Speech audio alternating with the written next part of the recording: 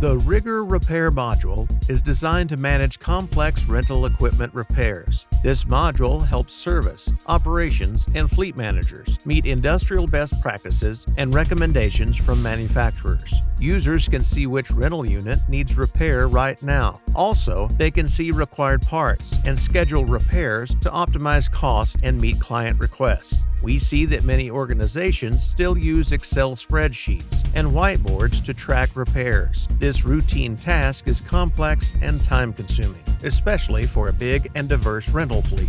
Repair Dashboards gives users the ability to prioritize rental units' repairs and provides clear visibility of repair statuses.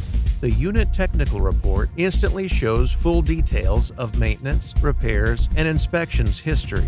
Equipment repairs can be done in the shop and in the field.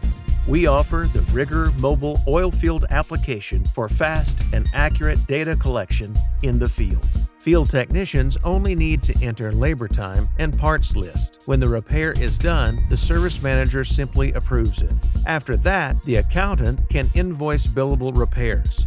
The main benefits of using the Rigger Repair Module is cost optimization. As we see, our clients value a clear vision of the repair schedule and fast tracking of equipment repairs.